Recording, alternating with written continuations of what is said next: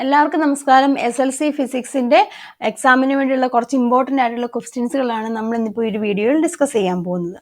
First question, power of the primary of a step up transformer without energy loss is 100 what.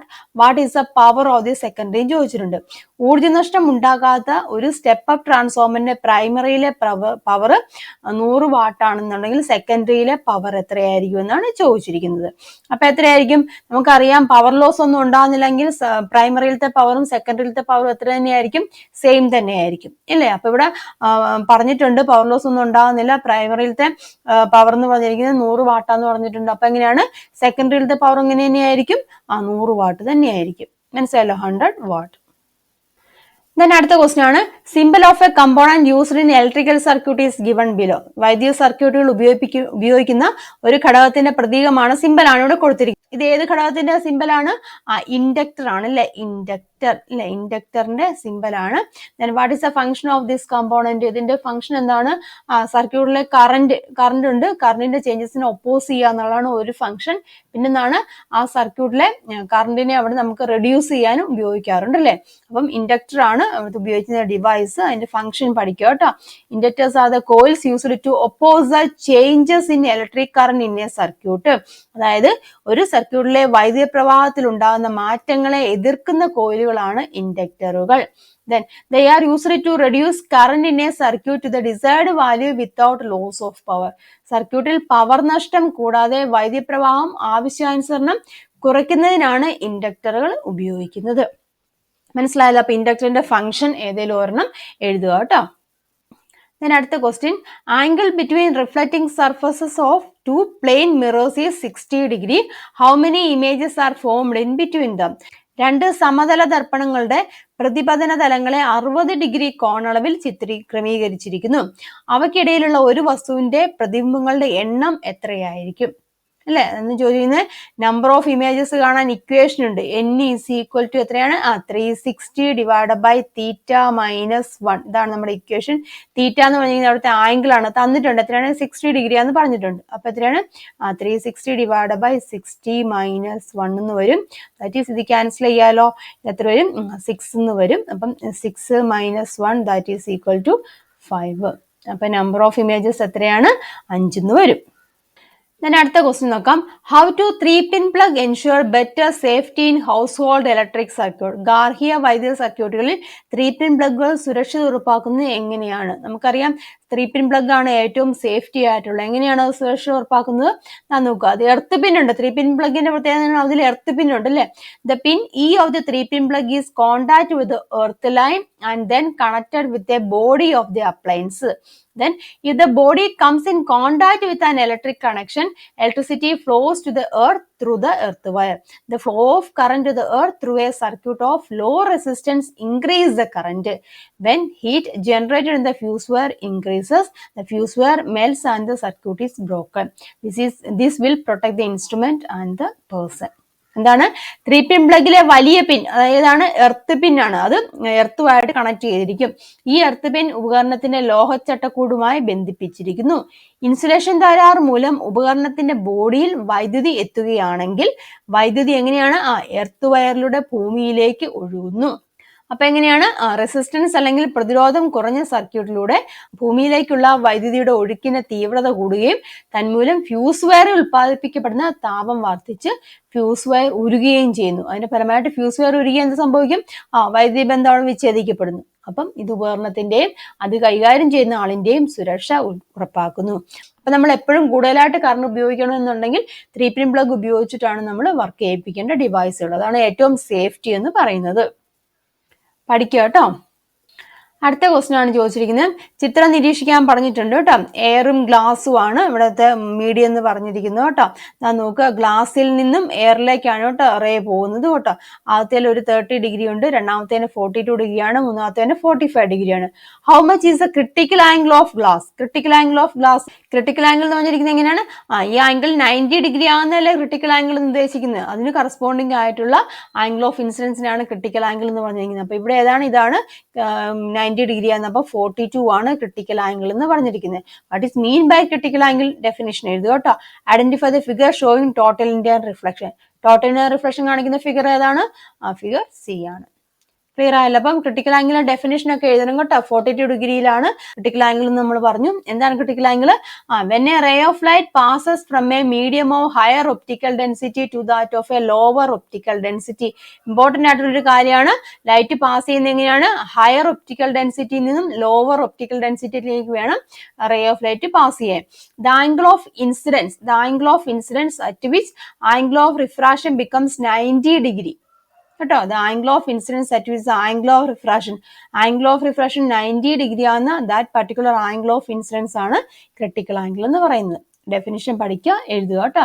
പ്രകാശരശ്മി പ്രകാശിക സാന്ദ്രത കൂടിയ മാധ്യമത്തിൽ നിന്നും പ്രകാശിക സാന്ദ്രത കുറഞ്ഞതിലേക്ക് കടക്കുമ്പോൾ അപവർത്തന കോൺ 90 ഡിഗ്രി ആവുന്ന സന്ദർഭത്തിലെ പതനകോണാണ് ക്രിട്ടിക്കൽ കോൺ എന്ന് പറഞ്ഞിരിക്കുന്നത്. നമ്മുടെ ചിത്രത്തിൽ ഏതാണ്? സി ആണെന്ന് നമ്മൾ പറഞ്ഞു. സി ആണ് ഇവിടുത്തെ പൂർണ്ണാന്തര പ്രതിഫലനം. അവിടെ മനസ്സിലായല്ല? പിന്നെ ചോദിക്കുന്ന പൂർണ്ണാന്തര പ്രതിഫലനം, അത് ചിത്രം സി ആണെന്ന് നമ്മൾ പറഞ്ഞു.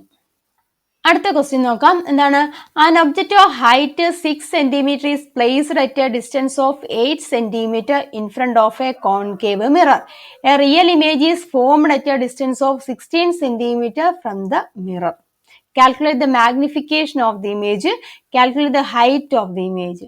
അതായത് ഒരു കോൺകേവ് ദർപ്പണമാണ്. അതിന്റെ മുന്നിൽ 8 സെന്റിമീറ്റർ അകലെയായിട്ട് 6 സെന്റിമീറ്റർ ഉയരമുള്ള ഒരു വസ്തു വച്ചപ്പോൾ യഥാർത്ഥ പ്രതിബിംബം 16 സെന്റിമീറ്റർ അകലെയായിട്ട് ലഭിച്ചു. അപ്പൊ പ്രതിബിംബത്തിന്റെ ആവർത്തനം കണ്ടുപിടിക്കാൻ ചോദിച്ചിട്ടുണ്ട്. അതുപോലെ തന്നെ ഉയരം എത്രയാണെന്നും ചോദിച്ചിട്ടുണ്ട്. അപ്പൊ തന്നിരിക്കുന്ന കാര്യങ്ങളൊക്കെ എടുത്തെഴുതാം. ഒബ്ജക്റ്റിന്റെ ഹൈറ്റ് തന്നിട്ടുണ്ട്, HO ആണ്. എത്രയാണ്? 6 സെന്റിമീറ്റർ എന്ന് തന്നിട്ടുണ്ട്. പിന്നെന്താണ് പറഞ്ഞിരിക്കുന്നത്? ഒബ്ജക്ട് ഡിസ്റ്റൻസ് തന്നിട്ടുണ്ട് അല്ലെ? U തന്നിട്ടുണ്ട്. എത്രയാണ്? 8 സെന്റിമീറ്റർ ആണ്. നെഗറ്റീവ് വരുമല്ലോ കോൺകേവ് മിററിൽ, അപ്പൊ നെഗറ്റീവ് വാല്യൂ വരും. -8 സെന്റിമീറ്റർ ആണ്. V എന്ന് പറഞ്ഞിരിക്കുന്നത് എത്രയാണ്? 16 സെന്റിമീറ്റർ ആണ്. അതും ലെഫ്റ്റ് സൈഡിലല്ല, അപ്പം മൈനസ് വരും കേട്ടോ. ഇനി കാൽക്കുലേറ്റ് ദ മാഗ്നിഫിക്കേഷൻ കേട്ടോ. മാഗ്നിഫിക്കേഷൻ ഓഫ് ദി ഇമേജ് ആണ്. മാഗ്നിഫിക്കേഷൻ കാണാനുള്ള ഇക്വേഷൻ ഏതാണ്? M = -V/U ആണ് ഇല്ലേ? നോക്കുക. അപ്പൊ മൈനസ് V എന്ന് പറഞ്ഞിരിക്കുന്നത് എന്താണ്? -16 ആണ്. U എന്ന് പറഞ്ഞിരിക്കുന്നത് -8 ആണ്. മനസ്സിലായല്ലോ? That is equal to minus, ഈ മൈനസ് പ്ലസ് ആവും. എത്ര വരും? 2 എന്ന് വരും. അപ്പൊ മാഗ്നിഫിക്കേഷന്റെ വാല്യൂ എത്രയാണ്? -2. ഇനി എന്താണ്? പ്രതിബിംബത്തിന്റെ ഉയരം, ഹൈറ്റ് കണ്ടുപിടിക്കാൻ ചോദിച്ചിട്ടുണ്ട്. ഇമേജിന്റെ ഹൈറ്റ് അല്ലെ? ഇമേജിന്റെ ഹൈറ്റ് കാണാമല്ലോ. നമുക്കറിയാം മാഗ്നിഫിക്കേഷന്റെ മറ്റൊരു റിലേഷൻ ഉണ്ട്. മാഗ്നിഫിക്കേഷൻ ഈസ് ഈക്വൽ ടു എങ്ങനെയാണ്? HI/HO എന്ന് പറഞ്ഞൊരു ഇക്വേഷനും ഉണ്ട്. അപ്പൊ അതിൽ നമുക്ക് വേണമെന്നുണ്ടെങ്കിൽ എന്താണ്? HI കണ്ടുപിടിക്കാമല്ലോ. ഇമേജിന്റെ height HI is equal to M × HO എന്ന് എഴുതാം. M × HO എന്ന് എഴുതാം. മാഗ്നിഫിക്കേഷൻ നമുക്ക് എടുക്കട്ടെ -2 ആണ്. ഹൈറ്റ് ഓഫ് ദ ഒബ്ജക്റ്റ് നമുക്കറിയാം 6 ആണെന്ന് പറഞ്ഞിട്ടുണ്ട്. അപ്പൊ എത്രയാണ്? -12 സെന്റിമീറ്റർ. അതായത് ഇമേജിന്റെ ഹൈറ്റ് എത്രയാണ്? -12 സെന്റിമീറ്റർ. അടുത്ത ക്വസ്റ്റ്യൻ നോക്കാം. A transformer without power loss have 1500 turns in the primary and 7500 turns in the secondary. Voltage across secondary is 250 volt and power of the transformer is 100 watt. What is the working principle of a transformer? Calculate the primary voltage and calculate the primary current. കാര്യങ്ങളൊക്കെ തന്നിട്ടുണ്ട്. എന്താണ് പറഞ്ഞിരിക്കുന്നത്? Power നഷ്ടമില്ലാത്ത ഒരു ട്രാൻസ്ഫോമറിന്റെ പ്രൈമറിയിൽ 1500 ചുറ്റുകളുണ്ട്. സെക്കൻഡറിയിൽ എത്രയാണ്? 7500 ചുറ്റുകളുണ്ട്. സെക്കൻഡറിയിൽ 250 വോൾട്ടിൽ 100 watt power വിനിയോഗിക്കുന്നുണ്ട് സെക്കൻഡറിയിൽ. അങ്ങനെയാവുന്നുണ്ടെങ്കിൽ ട്രാൻസ്ഫോമറിന്റെ working principle ഏതാണ്? Mutual induction അല്ലേ? ട്രാൻസ്ഫോമറിന്റെ working principle എഴുതുക കേട്ടോ. മ്യൂച്വൽ ഇൻഡക്ഷൻ ആണ് ട്രാൻസ്ഫോമറിന്റെ വർക്കിംഗ് പ്രിൻസിപ്പിൾ. ഇവിടെ എന്തൊക്കെയാണ് കണ്ടുപിടിക്കുന്നത്? പ്രൈമറിയിലെ വോൾട്ടേജ് കണ്ടുപിടിക്കണം, പ്രൈമറിയിലെ കറന്റും കണ്ടുപിടിക്കണം. മനസ്സിലായല്ലോ? അപ്പൊ തന്നിരിക്കുന്ന കാര്യങ്ങൾ എന്തൊക്കെയാണ്? തന്നിരിക്കുന്ന കാര്യങ്ങളൊക്കെ എടുത്തെഴുതാം അല്ലേ? Number of turns in the primary, അതായത് NP തന്നിട്ടുണ്ട്. NP എത്രയാണ്? 1500. പിന്നെന്താണ്? NS തന്നിട്ടുണ്ട്. NS എത്രയാണ്? 7500. പിന്നെ എത്രയാണ്? VS തന്നിട്ടുണ്ട്. VS എന്ന് പറഞ്ഞിരിക്കുന്നത് 250 വോൾട്ട് എന്ന് പറഞ്ഞിട്ടുണ്ട്. മനസ്സിലായല്ലോ? നമുക്ക് എന്താണ്? പ്രൈമറി വോൾട്ടേജ് ആണ് കണ്ടുപിടിക്കേണ്ടത് അല്ലെ? Primary voltage. അപ്പൊ നമ്മുടെ ഇക്വേഷൻ ഏതാണ്? VS/VP. VS/VP is equal to NS/NP. NS/NP ആണ്. അത് നമുക്ക് VP അല്ലേ കണ്ടുപിടിക്കണ്ടേ? അപ്പൊ നമുക്ക് ക്രോസ് മൾട്ടിപ്ലൈ ചെയ്തിട്ട് എഴുതാം. അല്ലെങ്കിൽ VP × NS is equal to എങ്ങനെയാണ്? VS × NP എന്ന് എഴുതാം. Then VP നമുക്ക് എഴുതാമല്ലോ. VP is equal to VS NP divided by NS. അല്ലെ, VSNP divide by N. Substitute ചെയ്യാലോ. VSന്റെ വാല്യൂ എത്രയാണ്? 250 ആണ്. ദെൻ NP എന്ന് പറഞ്ഞിരിക്കുന്നത് 1500 അല്ലെ, 1500. ദെൻ ഡിവൈഡ് ബൈ NS എന്ന് പറഞ്ഞിരിക്കുന്നത് എത്രയാണ്? 7500 ആണ്. ക്യാൻസൽ ചെയ്യാലോ. അതായത് ഈ പൂജ്യം ക്യാൻസൽ ചെയ്യാം. പിന്നെ 75ഉം 15ഉം അല്ലെ ക്യാൻസൽ ചെയ്യാലോ. 75ഉം 15ഉം കൂടെ ക്യാൻസൽ ചെയ്യാം. ഇവിടെ 5 വരും. ഈ 5ഉം 250 കൂടെ ക്യാൻസൽ ചെയ്യാം. അപ്പോൾ എത്ര വരും? അതായത് 50 വരും. അപ്പോൾ ആൻസർ എത്രയാണ്? 50 വോൾട്ട് എന്ന് കിട്ടി. എത്രയാണ്? VP ആണ് കേട്ടോ. VP ഈസ് ഈക്വൽ ടു നമുക്ക് എത്ര കിട്ടി? VP കേട്ടോ. VP is equal to 50 volt എന്ന് കിട്ടി. അതായത് പ്രൈമറിയിലെ വോൾട്ടേജ് കിട്ടി. ഇനി എന്താണ്? പ്രൈമറിയിലെ കറന്റ് എത്രയാണെന്നാണ് കണ്ടുപിടിക്കേണ്ടത്. നമുക്കറിയാം പവറിന്റെ ഇക്വേഷൻ ഏതാണ്? Power P is equal to VS into IS ആണ് നമുക്കറിയാം. അതിൽ IS നമുക്ക് കണ്ടുപിടിക്കാമല്ലോ. IS ഈസ് ഈക്വൽ ടു എങ്ങനെയാണ്? Power P divide by VS ഉപയോഗിച്ചിട്ട് IS കണ്ടുപിടിക്കാം. പവർ 100 ആണെന്ന് തന്നിട്ടുണ്ട് ഇല്ലേ. VS എന്ന് പറഞ്ഞിരിക്കുന്നത് എത്രയാണ്? 250 ആണെന്നും തന്നിട്ടുണ്ട്. ക്യാൻസൽ ചെയ്യാലോ. ഇത് എത്ര വരും? ആൻസർ 0.4 ആംപിയർ എന്ന് വരും. അതായത് സെക്കൻഡറിയിലെ കറണ്ട് എന്ന് വെച്ചാൽ 0.4 ആംപിയർ എന്ന് വന്നു. നമ്മുടെ ഇക്വേഷൻ അറിയാലോ. വോൾട്ടേജും കറണ്ടും തമ്മിലെ റിലേഷൻ, അതായത് VS by VP is equal to IP by IS. അതിലെ പ്രൈമറിയിലെ കറണ്ട് അല്ലേ നമുക്ക് കണ്ടുപിടിക്കേണ്ടത്. അതായത് IP ആണ് കണ്ടുപിടിക്കേണ്ടത്. അപ്പൊ IP is equal to VS IS divide by VP. Substitute ചെയ്യാലോ. VS എന്ന് പറഞ്ഞിരിക്കുന്നത് എത്രയാണ്? 250 ആണ് തന്നിട്ടുണ്ട്. 250 ആണ്. IS എന്ന് പറഞ്ഞാൽ നമുക്ക് ഇവിടെ കിട്ടി 0.4 അല്ലെ, 0.4 കിട്ടി. ഡിവൈഡ് ബൈ VP എന്ന് പറഞ്ഞാൽ നമുക്ക് ഇവിടെ കിട്ടി 50 എന്നും കിട്ടി. മനസ്സിലായല്ലോ. ഇതെല്ലാം കൂടെ ചെയ്യാം. ക്യാൻസൽ ആയിപ്പോ ഇവിടെ 5 വരും. ദെൻ 5 ഇൻറ്റു 0.4 വരും. അതായത് 2 ആംപിയർ. പ്രൈമറിയിലെ കറണ്ട് എന്ന് പറഞ്ഞാൽ എത്രയാണ്? 2 ആംപിയർ കിട്ടി. വളരെ ഇമ്പോർട്ടന്റ് ആണ് കേട്ടോ. ഈ രണ്ട് ഇക്വേഷനും ഈ ട്രാൻസ്ഫോമറുമായിട്ട് ബന്ധപ്പെട്ട് ഈ ഒരു പ്രോബ്ലം എന്തായാലും ചോദിക്കും. നിങ്ങൾ പഠിച്ചോളൂ കേട്ടോ. Next question. ഇവിടെ ഒരു പിക്ചർ തന്നിട്ടുണ്ടല്ലേ. What is angle of incidence shown in the figure? ഇവിടുത്തെ ആംഗിൾ ഓഫ് ഇൻസിഡൻസ് എത്രയാണെന്നാണ് ചോദിച്ചിരിക്കുന്നത്. ആംഗിൾ ഓഫ് ഇൻസിഡൻസ് എന്ന് പറഞ്ഞാൽ ഏതാണ്? നോർമലുമായിട്ട് മേക്ക് ചെയ്യുന്നതല്ലേ. നോർമലും ആയിട്ട് മേക്ക് ചെയ്യുന്ന ആംഗിളാണ് ആംഗിൾ ഓഫ് ഇൻസിഡൻസ്. ഇതാണ് കണ്ടുപിടിക്കേണ്ടത്. അപ്പൊ എത്ര വരും? ടോട്ടൽ നമുക്കറിയാം 90 ആണെന്നറിയാം. ഇവിടെ 30 തന്നിട്ടുണ്ട്. അപ്പൊ ആംഗിൾ ഓഫ് ഇൻസിഡൻസ് എത്രയാണ്? 60 വരും ഇല്ലേ. ഇവിടെ 60 വരും. ആംഗിൾ ഓഫ് ഇൻസിഡൻസ് 60 ആണ്. ഇനി which law helps us to find the refractive index of water? വാട്ടറിന്റെ റിഫ്രാക്റ്റീവ് ഇൻഡെക്സ് കണ്ടുപിടിക്കാൻ സഹായിക്കുന്ന നിയമം ഏതാണ്? സ്നെൽസ് ലോ ഇല്ലേ. സ്നെൽസ് ലോ ആണ്. ദെൻ അടുത്ത്, how is the refractive index of water calculated using this law? Refractive index എങ്ങനെയാണ് കണ്ടുപിടിക്കുന്നത്? ആ ലോ ഉപയോഗിച്ചിട്ട് N is equal to refractive index N is equal to sine I divided by sine R. അടുത്ത്, what is mean by relative refractive index? അപവർത്തനാങ്കം, അതായത് ആപേക്ഷിക അപവർത്തനാങ്കം എന്നതുകൊണ്ട് എന്താണ് അർത്ഥമാക്കുന്നത്? ഡെഫിനേഷൻ എഴുതിക്കോളൂ കേട്ടോ. The refractive index of one medium with respect to another is called relative refractive index. ഒരു മാധ്യമത്തിന് മറ്റൊരു മാധ്യമത്തെ അപേക്ഷിച്ചുള്ള അപവർത്തനാങ്കത്തെയാണ് ആപേക്ഷിക അപവർത്തനാങ്കം എന്ന് പറയുന്നത്. ഒരു മാധ്യമത്തിന് മറ്റൊരു മാധ്യമത്തെ അപേക്ഷിച്ചുള്ള അപവർത്തനാങ്കമാണ് ആപേക്ഷിക അപവർത്തനാങ്കം. ഇനി transformers have important role in power transmission without energy loss. നമുക്കറിയാം ട്രാൻസ്ഫോമർ എങ്ങനെയാണ് ഊർജ്ജനഷ്ടം ലഘൂകരിച്ച് വൈദ്യുത പവർ പ്രേഷണം ചെയ്യുന്നതിന് ട്രാൻസ്ഫോമറുകൾ പ്രധാന പങ്ക് വഹിക്കുന്നുണ്ടെന്ന് അറിയാം. അങ്ങനെയാണെങ്കിൽ which are the stages at which transformers R used in power transmission? വിതരണ ശൃംഖലയിൽ പ്രധാനമായും ഏതെല്ലാം ഘടകങ്ങളാണ് ട്രാൻസ്ഫോമറുകൾ ഉപയോഗിക്കുന്നത്? നമുക്കറിയാം എവിടെയൊക്കെയാണ്? പവർ സ്റ്റേഷനിൽ ഉപയോഗിക്കുന്നുണ്ട്, സബ് സ്റ്റേഷനിൽ ഉപയോഗിക്കുന്നുണ്ട്. ഇനി പവർ പ്രേഷണത്തിൽ പവർ നഷ്ടം ഉണ്ടാകാനുള്ള കാരണം എന്തെന്നും ചോദിച്ചിട്ടുണ്ട്. ആ പവർ നഷ്ടം കുറയ്ക്കാൻ ട്രാൻസ്ഫോമറുകൾ എങ്ങനെ സഹായിക്കുന്നു എന്നും ചോദിച്ചിട്ടുണ്ട്. വളരെ ഇമ്പോർട്ടന്റ് ആയിട്ടുള്ള രണ്ടൊരു ക്വസ്റ്റ്യൻ ആണ് കേട്ടോ. മിക്കപ്പോഴും ക്വസ്റ്റ്യൻ പേപ്പറിൽ കാണുന്നതാണ് ഈ ഒരു ക്വസ്റ്റ്യൻ എന്ന് പറഞ്ഞാൽ. പവർ നഷ്ടം ഉണ്ടാകാനുള്ള കാരണം, ലോസ് ഓഫ് പവർ അല്ലെ, പവർ ലോസ് ഉണ്ടാകാനുള്ള കാരണം, അത് തന്നെ അതെങ്ങനെ നമുക്ക് മിനിമൈസ് ചെയ്യാമെന്നും ചോദിച്ചിട്ടുണ്ട്. ആൻസർ നോക്കാം കേട്ടോ. Power transmission is done through conducting wires. When electricity is transmitted to distant places, there is loss of energy in the conductor in the form of heat according to H is equal to I square RT. Hence, there is power loss. അതായത് ചാലകങ്ങളിലൂടെയാണല്ലോ, കണ്ടക്ടേഴ്സിലൂടെയാണല്ലോ power പ്രേഷണം നടത്തുന്നത്. അപ്പൊ അങ്ങനെ നടത്തുമ്പോൾ ജൂളിന്റെ നിയമപ്രകാരം എങ്ങനെയാണ് താപരൂപത്തിൽ ഊർജ്ജം നഷ്ടമാവുന്നത്, heat രൂപത്തിൽ ഊർജ്ജം നഷ്ടമാവുന്നു. അതിനാൽ ഹീറ്റ് രൂപത്തിൽ ഊർജ്ജം നഷ്ടമാകുമ്പോൾ അവിടെ പവർ നഷ്ടവും ഉണ്ടാവുന്നു. ഇനി അതെങ്ങനെ മിനിമൈസ് ചെയ്യാന്നാണ് ചോദിച്ചത്. ചോദിച്ചിരിക്കുന്നത്. By increasing the voltage using a step up transformer we can reduce current without power loss. Then according to Joule's law heat generated can be reduced. Thus can be reduce power loss. ഇത് step up ട്രാൻസ്ഫോമറുകൾ ഉപയോഗിച്ചിട്ട് voltage ഉയർത്തി current കുറയ്ക്കുന്നു. Step up transformer ഉപയോഗിക്കുന്നതിനാണ് voltage കൂട്ടാൻ, അല്ലെ? Voltage കൂട്ടിയുടെ അവിടെ current കുറയ്ക്കുന്നു. അതിന്റെ ഫലമായിട്ട് താപരൂപത്തിലുള്ള ഊർജ്ജ നഷ്ടം അവിടെ കുറയുകയാണ് ചെയ്യുന്നത് കേട്ടോ. അപ്പൊ ഇത്ര എഴുതിയാൽ മതിയാവും. ഇത് വളരെ ഇമ്പോർട്ടന്റ് ആയിട്ടുള്ള ക്വസ്റ്റ്യൻ ആണ് കേട്ടോ. എല്ലാവരും നല്ലോണം പഠിച്ചോളുക. അടുത്ത ക്വസ്റ്റ്യൻ നോക്കാം. ഇവിടെ ഒരു ചിത്രം തന്നിട്ടുണ്ട് അല്ലേ? ഈ ചിത്രത്തിൽ name the parts of P and Q in the figure എന്നാണ് ചോദിച്ചിരിക്കുന്നത്. ഒരു മൈക്രോഫോണിന്റെ ചിത്രമാണ് ഇവിടെ തന്നിരിക്കുന്നത് അല്ലേ? അപ്പം ചിത്രത്തിലെ പാർട്സുകൾ പിയും ക്യൂവും. പി എന്ന് പറഞ്ഞിരിക്കുന്നത് ഇതാണ് കേട്ടോ. ഇവിടെ ഉണ്ട് പി എന്ന് പറഞ്ഞിരിക്കുന്നത് ഈ ഒരു പാർട്ടാണ്. പി ഏതാണ്, ക്യൂ ഏതാണെന്ന് ചോദിച്ചിട്ടുണ്ട്. പി ഏതാണ്? പി ഇവിടെ ഡയഫ്രം ആണ് അല്ലേ? പി എന്ന് പറഞ്ഞിരിക്കുന്നത് ഡയഫ്രം ആണ്. പി എന്ന് പറഞ്ഞിരിക്കുന്ന ഡയഫ്രം ആണ്. ക്യൂ എന്ന് പറഞ്ഞിരിക്കുന്നത് എന്താണ്? ക്യൂ എന്താണ്? വോയിസ് കോയിൽ അല്ലെ? ക്യൂ എന്ന് പറഞ്ഞാൽ എന്താണ്? വോയിസ് കോയിൽ ആണ് അല്ലെ? വോയിസ് കോയിലും ഡയഫ്രോം ആണ് അവിടെ തന്നിരിക്കുന്നത്. ഇനി what is the working principle of this device? ഏതാണ് വർക്കിംഗ് പ്രിൻസിപ്പിൾ എന്ന് പറഞ്ഞിരിക്കുന്നത്?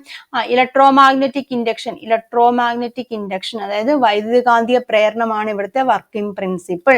ഉപകരണത്തിന്റെ പ്രവർത്തനം വിശദമാക്കാനും പറഞ്ഞിട്ടുണ്ട്. അതിന്റെ വർക്കിങ്ങും വിശദമാക്കാൻ പറഞ്ഞിട്ടുണ്ട്. അപ്പൊ അതിന്റെ വർക്കിംഗ് എന്താണ് നോക്കുക.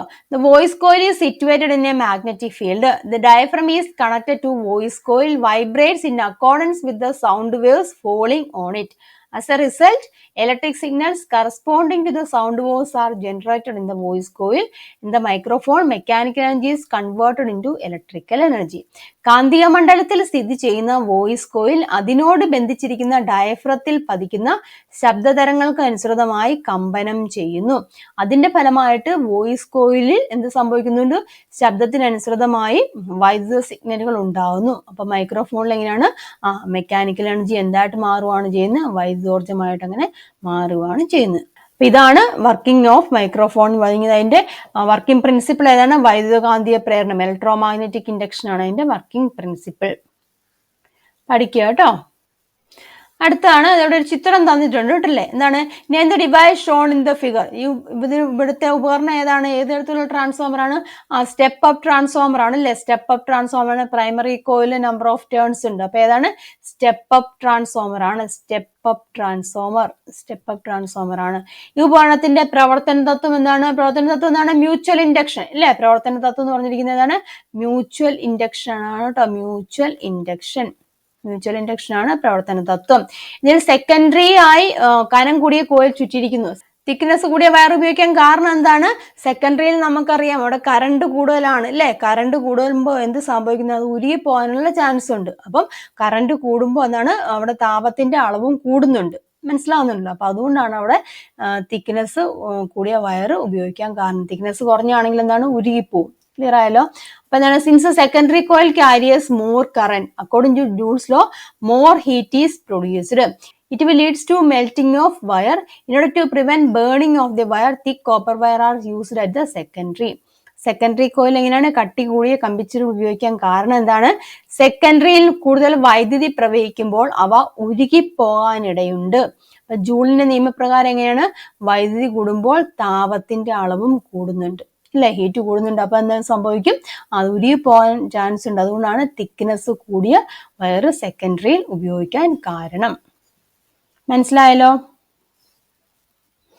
അടുത്ത ക്വസ്റ്റ്യൻ.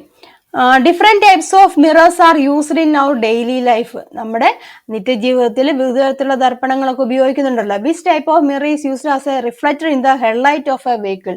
വെഹിക്കിളിന്റെ ഹെഡ്ലൈറ്റിൽ ഉപയോഗിക്കുന്ന റിഫ്ലക്ടർ ഏതാണ്? കോൺകേവ് ആണ് അല്ലെ? കോൺകേവ് മിറർ ആണ് ഉപയോഗിക്കുന്നത്. റിഫ്ലക്ടേഴ്സിൽ ഉപയോഗിക്കുന്ന കോൺകേവ് മിറർ ആണ്. ഈ ദർപ്പണവുമായി ബന്ധപ്പെട്ട ഏത് ബിന്ദുവിലാണ് ബൾബ് പ്രകാശിപ്പിക്കേണ്ടത്? ഏതിലാണ്? പ്രിൻസിപ്പൽ ഫോക്കസിലാണ് അവിടെ ബൾബ് അല്ലെങ്കിൽ ലൈറ്റ് അവിടെ ചെല്ലേണ്ടത്. വാഹനങ്ങൾ റിവർ വ്യൂ മിററായി ഉപയോഗിക്കുന്ന ദർപ്പണം ഏതാണ്? കോൺവെക്സ് മിറർ ആണ്. റിയർ വ്യൂ മിററായിട്ട് ഉപയോഗിക്കുന്നത്. മനസ്സിലായാലോ? ഞാൻ നോക്കുക. കോൺകേവ് മിറർ ആണ് നമ്മൾ എന്തിനു വേണ്ടി ഉപയോഗിക്കുന്നത്? റിഫ്ലക്ടർ ആയിട്ട് ഉപയോഗിക്കുന്നത്. അത് എവിടെയാണ്? പ്രിൻസിപ്പൽ ഫോക്കസിലാണ്. കാരണം എന്താണ്? In order to produce parallel beams of light rays. അപ്പൊ എന്താണ് അതിന്റെ റീസൺ എന്ന് പറഞ്ഞിരിക്കുന്നത്? മുഖ്യ ഫോക്കസിൽ വെക്കുന്ന വസ്തുവിൽ നിന്ന് വരുന്ന പ്രകാശം സമാന്തര പ്രകാശരശ്മികളെ ഉണ്ടാക്കുന്നുണ്ട്. ഇത് ഹെഡ്ലൈറ്റ് ആയി വളരെ ദൂരേക്ക് സഞ്ചരിക്കുന്നുണ്ട്. അതുകൊണ്ടാണ് ഹെഡ്ലൈറ്റിൽ നമ്മൾ കോൺകേവ് മിറർ ഉപയോഗിക്കാൻ കാരണം. പിന്നെ റിവർ മിറർ ആയിട്ട് ഉപയോഗിക്കുന്ന ഏതാണ്? Convex മിററുമാണ്. The next question, explain how a 3-pin plug ensures better safety from electric shock when there is an insulation failure in an electric iron box. നമ്മൾ പറഞ്ഞാണ് അല്ലേ, ഇൻസുലേഷൻ തകരാറുണ്ടായാൽ ഒരു വൈദ്യുത ഇസ്തിരിപ്പെട്ടിയിൽ ഉണ്ടാകാൻ ഇടയുള്ള ഷോക്കിൽ നിന്ന് ഒരു 3-pin പ്ലഗ് എങ്ങനെ സുരക്ഷിതത്വം നൽകുന്നു. 3-pin പ്ലഗിന്റെ ഫംഗ്ഷൻ നമ്മൾ പറഞ്ഞാണ്, വർക്കിംഗ് പറഞ്ഞാണ്, അത് പഠിക്കുക കേട്ടോ. Next, write down the first aid to be given to a person in case of an electric shock. വൈദ്യുതാഘാതമേറ്റ ഒരു വ്യക്തിക്ക് നൽകേണ്ട പ്രഥമ ശുശ്രൂഷകൾ എന്തെന്നും ചോദിച്ചിട്ടുണ്ട് അല്ലെ, എന്തൊക്കെയാണ് നൽകേണ്ടതെന്ന് ചോദിച്ചിട്ടുണ്ട് കേട്ടോ. അതെല്ലാവരും അറിഞ്ഞിരിക്കേണ്ട കാര്യമാണ്. ഇതെന്ന് പറഞ്ഞിരിക്കുന്ന 3-pin പ്ലഗിന്റെ സേഫ്റ്റി എങ്ങനെയാണ് അത് നമ്മൾ മുമ്പേ കണ്ടതാണ്. പിന്നെ ഫസ്റ്റ് എയ്ഡ് ആണ് പറഞ്ഞിരിക്കുന്നത്, അതെല്ലാം മനസ്സിലാക്കി നിങ്ങൾ ഇരിക്കുക. എത്രയാണ് ചോദിച്ചിരിക്കുന്നത് അതനുസരിച്ചിട്ട് എഴുതുക കേട്ടോ. എന്താണ്? Raise a temperature of the body by massage ചെയ്തിട്ട് ടെമ്പറേച്ചർ കൂട്ടുക, ബോഡിയുടെ ടെമ്പറേച്ചർ കൂട്ടുക. ആർട്ടിഫിഷ്യൽ റെസ്പിറേഷൻ, കൃത്രിമ ശ്വാസോച്ഛ്വാസം നൽകുക. മസാജ് ദ എന്താണ് muscles and bring back them to the original condition. നമ്മൾ മസിൽസ് ഒക്കെ മസാജ് ചെയ്തിട്ട് ഒറിജിനൽ കണ്ടീഷനിലേക്ക് കൊണ്ടുവരാം. First aid, start first aid for the functioning of heart കേട്ടോ. ഹേർട്ടിൽ ഫസ്റ്റ് എയ്ഡ് കൊടുക്കുക കേട്ടോ. പിന്നെ call medical team, inform police or CHC or take the person to the nearest hospital. അപ്പൊ ഇങ്ങനെയുള്ള ഫസ്റ്റ് എയ്ഡുകളൊക്കെ നമ്മൾ കൊടുക്കുക. ഇലക്ട്രിക് ഷോക്ക് എടുത്തു കഴിഞ്ഞാൽ താപനില വർദ്ധിപ്പിക്കാൻ വേണ്ടി ശരീരം തിരുമ്മി ചൂടാക്കുക, കൃത്രിമ ശ്വാസം നൽകുക, മസിലുകൾ തിരുമ്മി പൂർവ്വസ്ഥിതിയിലാക്കുക. പിന്നെന്താണ്? നെഞ്ചിൽ ക്രമമായി അമർത്തുക, ഹാർട്ട് ബീറ്റ് കൂട്ടാനുള്ള മാർഗങ്ങളൊക്കെ ചെയ്യുക. പിന്നെ എത്രയും പെട്ടെന്ന് ഹോസ്പിറ്റലിൽ എത്തിക്കാൻ വേണ്ടി ശ്രദ്ധിക്കുക. മനസ്സിലായല്ലോ? അപ്പൊ ഈ ഫസ്റ്റ് എയ്ഡുകളെ കുറിച്ച് നിങ്ങൾക്ക് അറിവുണ്ടായിരിക്കണം കേട്ടോ. ഇങ്ങനെ സിറ്റുവേഷൻസ് ഒക്കെ വന്നു കഴിഞ്ഞാൽ അത് എങ്ങനെ ഹാൻഡിൽ ചെയ്യണം എന്നൊക്കെ നിങ്ങൾ എല്ലാവരും മനസ്സിലാക്കിയിരിക്കുക കേട്ടോ. അപ്പൊ ഇത്രയും ക്വസ്റ്റ്യൻസുകളാണ് നമ്മളിപ്പോൾ ഈ ഒരു വീഡിയോയിൽ ഉൾപ്പെടുത്തിയിരിക്കുന്നത്. വളരെ ഇമ്പോർട്ടന്റ് ആയിട്ടുള്ള ക്വസ്റ്റ്യൻസുകളാണ് കേട്ടോ. ഷുവറായിട്ടും ചോദിക്കുന്ന ടൈപ്പിലുള്ള ക്വസ്റ്റ്യൻസുകളൊക്കെയാണ് ഉൾപ്പെടുത്തിയിരിക്കുന്നത്. നമ്മൾ കൂടുതൽ വീഡിയോസ് ഒക്കെ ചെയ്തിട്ടുണ്ട്, നിങ്ങളൊന്ന് ചെക്ക് ചെയ്ത് നോക്കുക കേട്ടോ. ഇമ്പോർട്ടന്റ് ആയിട്ടുള്ള ക്വസ്റ്റ്യൻസിന്റെ വീഡിയോസും പ്രീവിയസ് ക്വസ്റ്റ്യൻസും ഒക്കെ ചെയ്തിട്ടുണ്ട്, അതൊക്കെ ഒന്ന് നോക്കുക കേട്ടോ. അപ്പൊ ഈ പറഞ്ഞിരിക്കുന്ന ആൻസേഴ്സുകളെല്ലാവരും നല്ലോണം പഠിക്കുക, നല്ലോണം എക്സാം എഴുതുക കേട്ടോ. മറ്റൊരു വീഡിയോ ആയിട്ട് വീണ്ടും കാണാം. എല്ലാവർക്കും നന്ദി, നമസ്കാരം, താങ്ക് യു.